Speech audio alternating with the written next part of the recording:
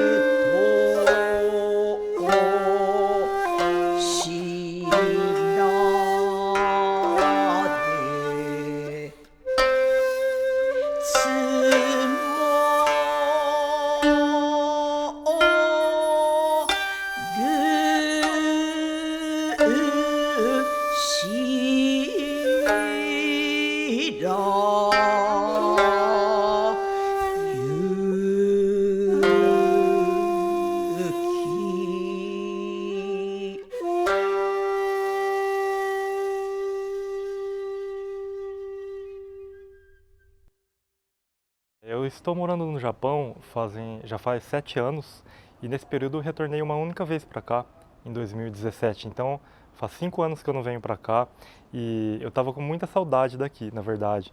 Eu gosto muito do Japão e também do Brasil, que é a minha terra natal, né? Então eu estava com saudade das pessoas, do ambiente, da comida e de tudo que o Brasil tem de especial. Então para mim realmente é uma ocasião muito, muito especial mesmo estar aqui. Comecei quando era criança, no Japão, só que quando vim para cá, no Brasil, São Paulo, não tive oportunidade, fiquei parada. Aí peguei de novo quando já tinha uns 30, quase 40 anos. Isso quer dizer, eu toco já há quase 40 anos. De lá para cá, não para, 35 anos por aí, tá? Para mim é um prazer muito grande estar envolvido nesse projeto, porque eu estou lidando com duas pessoas que eu gosto muito, são duas pessoas de gerações diferentes, que têm uma relação muito diferente comigo, né? O Hiroshi, que é o músico que veio do Japão para cá, é uma pessoa que começou a tocar shakuhachi quase na época que eu comecei a aprender shamisen também. Tem uma relação dele como um colega de música e nossa amizade foi se fortalecendo cada vez mais, né? Por causa dessa relação com a música com ele. E a outra pessoa é a minha sensei, que é como se fosse a minha segunda mãe, né? Ela me ensina muita coisa, é uma pessoa que me dá muita coisa, né? E uma boa parte do que eu faço profissionalmente e da minha vida pessoal, eu agradeço muito a ela por ela ter me ensinado tanta coisa. Uma boa parte do que eu sou tem muito a ver com a Sensei. Então, para mim, poder estar com essas duas pessoas envolvidas dentro de um projeto desse, tocando músicas que eu gosto, fazendo coisas que eu gosto, é um prazer enorme, uma coisa que não tenho nem como falar. Meu objetivo de ensinar aos meus alunos é isso, né? Jovens, conhecendo tradicional japonês através da música, através desses instrumentos que conheça a cultura tradicional japonesa. Então, esses jovens aprendendo, tocando, para mim é um enorme prazer de tocar junto. E com isso também, eu também aprendo muita coisa. Tá? Então, estou muito grata à oportunidade de tocar com eles. Tá? Minha intenção com esse concerto, né, na verdade, é um sentimento de gratidão e de retribuição, porque eu tenho praticado, estudado, tocado e trabalhado com o shakuhachi no Japão, e eu tenho muita gratidão por ter recebido isso como herança cultural também, e o fato de poder estar fazendo um concerto aqui no Brasil é uma oportunidade de levar boa música tradicional japonesa para as pessoas e também está expandindo o shakuhachi e os instrumentos tradicionais japoneses para aqueles que também ainda não conhecem o instrumento. Então, esse é o sentimento de estar realizando este concerto.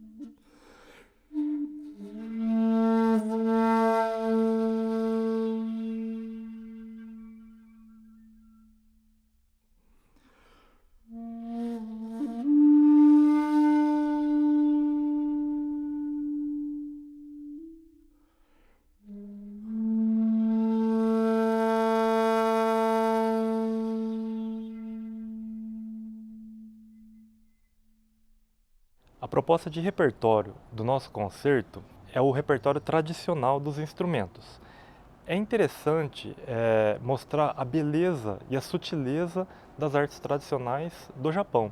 Então, esses instrumentos, o shakuhachi, o koto e o shamisen, são 3 instrumentos que a gente pode dizer que é praticamente um ícone da música tradicional. E eles têm um tipo de sonoridade, um tipo de expressividade que somente você encontra com esses instrumentos, né? Então, ao falar a língua original deles, ou seja, a música tradicional, a gente coloca o melhor da beleza desses instrumentos. É claro que os horizontes musicais hoje em dia estão bastante amplos, né? Então é possível tocar praticamente qualquer tipo de música com os instrumentos japoneses, mas a proposta nossa desse concerto é falar a língua original deles, que é a música tradicional. Nossa, escolheram um repertório muito bons, né? Então, o mais antigo, o Kurokami, é de 1760 por aí, mais antigo. Agora, Chidori no Kyoko é considerado nova clássica, é bem mais nova do que outro, mas ainda é erudita. E Haru no Umi, quem toca o koto um dia quer aprender tocar do Miyagi Michio Sensei, que é lindo. Então, as 3 adoro, né, essas 3 músicas.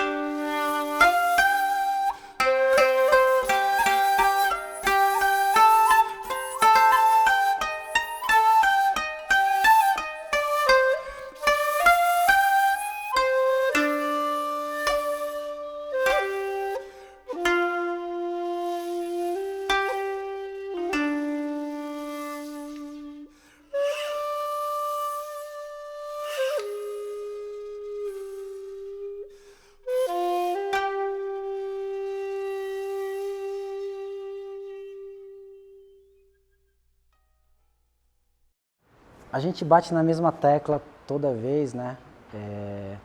Que eu acho que uma das áreas mais atingidas pela pandemia foi essa área cultural, né? E eu digo área cultural em geral, não só para os artistas que lidam com música, com arte cênica ou com artes plásticas, mas eu digo no geral mesmo. Assim, acho que todas as pessoas envolvidas nesse meio sofreu e está sofrendo muito com essa pandemia, né?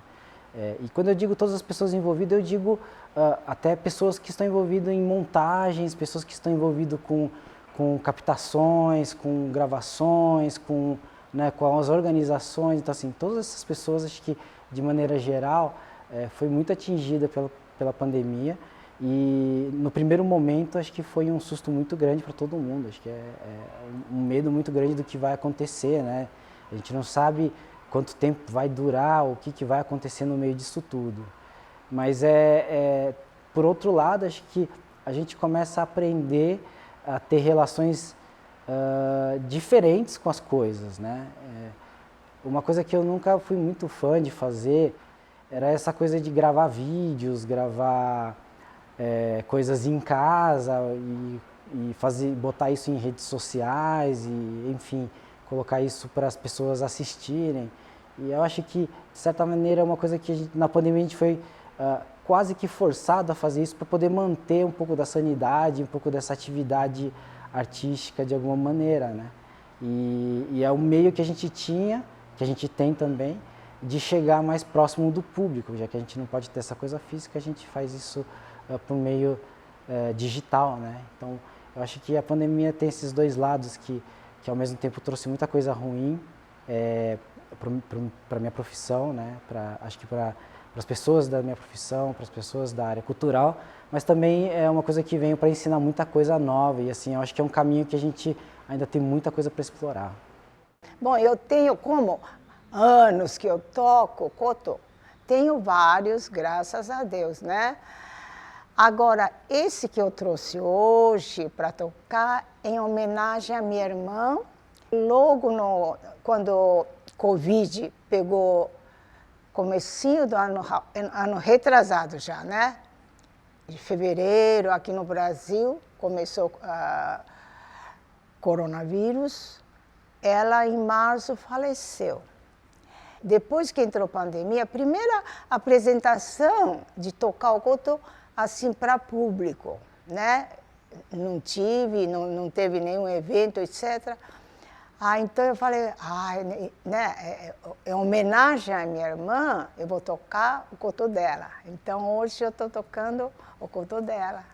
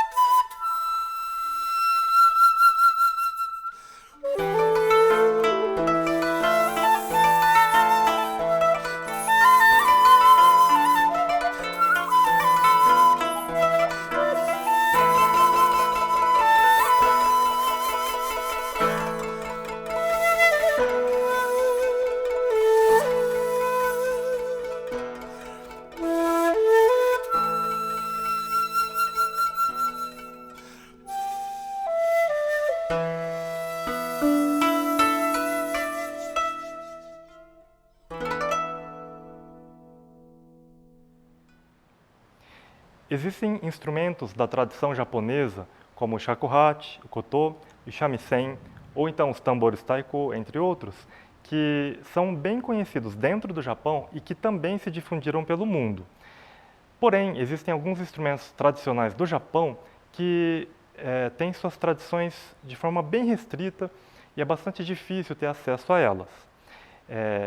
Eu trouxe dessa vez para o Brasil 2 instrumentos que são muito raros, mesmo dentro do Japão. E um deles é o instrumento Tempuku, que é esse que eu estou segurando aqui, à minha direita, e outro instrumento se chama Hitoyogiri, que está aqui à minha esquerda. Ambos são tipos de flautas e também são tipos de shakuhachi, são considerados pertencentes à família do shakuhachi. Tanto o Tempuku como o Hitoyogiri, eles surgiram durante a Idade Média no Japão. O Tempuku diferente do Hitoyogiri, ele tem 3 nós no corpo dele, né? Contando de baixo para cima, 1, 2, 3 nós e 5 furos, né? Assim como o Hitoyogiri, assim como o shakuhachi, todos têm 5 furos para os dedos. Porém, o bambu que ele utiliza em sua fabricação é o bambu chamado de cana da Índia, ou bambu dourado, né? No Japão eles chamam de Hoteitiko, ou no idioma lá de Kagoshima, Kosandake, né? É uma palavra do dialeto de Kagoshima. E esse bambu aqui, ele é muito fino, muito pequeno, né? Então, olhando de longe, parece até um brinquedo, né? Um instrumento.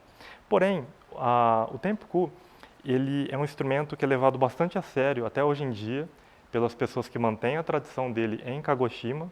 E diferente do Hitoyogiri, diferente do shakuhachi, ele não se difundiu pelo resto do Japão, tampouco pelo mundo, né? Então, o Tempuku, ele é um instrumento realmente bastante especial, sua tradição quase desapareceu. Porém, né, teve um momento da história em que um representante dessa tradição conseguiu passar ela adiante e ela sobreviveu até hoje.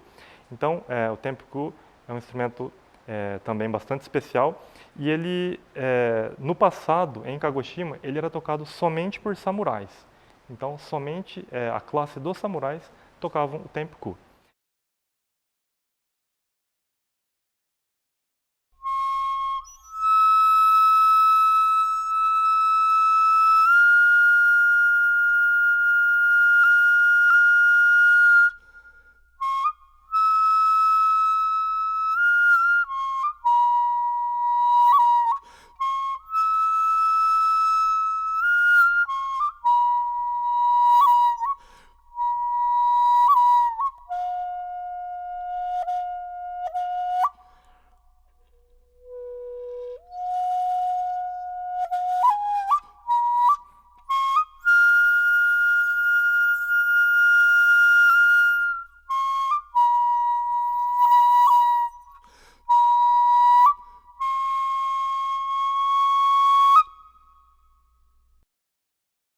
Ser um músico brasileiro tocando um instrumento tradicional japonês lá no Japão é realmente uma coisa muito peculiar. Na realidade, né, existem poucas pessoas que conseguem viver de instrumento tradicional japonês no Japão, mesmo entre os japoneses.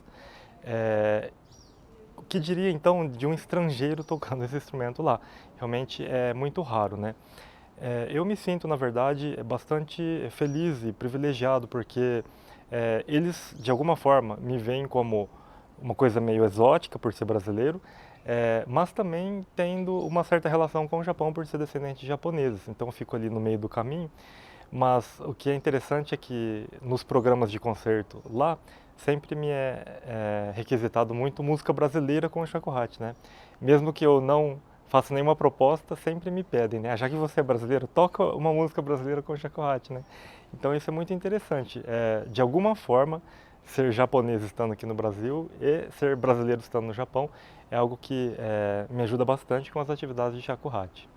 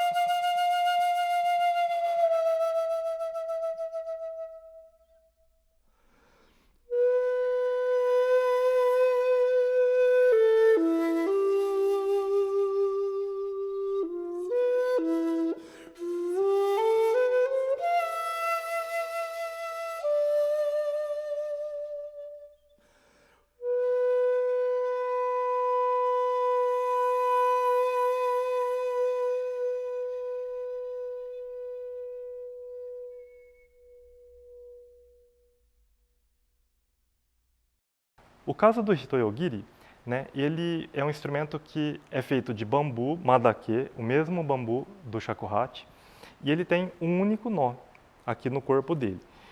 E esse instrumento, o hitoyogiri, ele foi difundido por todo o Japão praticamente, e todas as classes sociais do Japão tocavam e apreciavam hitoyogiri, desde os senhores feudais, os daimyo, até a classe dos comerciantes populares e pessoas ligadas à arte, ou mesmo tocavam ele por diversão. Ele era amplamente difundido pelo Japão.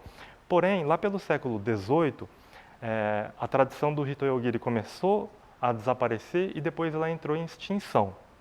Então, hoje temos documentos históricos a respeito desse instrumento e também alguns originais, como esse que eu trouxe, que restaram para estudos e também para um trabalho de restauração dessa tradição. Então, são esses dois instrumentos que eu trouxe para apresentar, dessa vez no Brasil. São instrumentos bastante raros e especiais e, até onde se sabe, não tem nenhum registro de que pessoas tocaram ou trouxeram eles para o Brasil. Então, é com bastante honra e bastante alegria que eu estou apresentando ele dessa vez para vocês.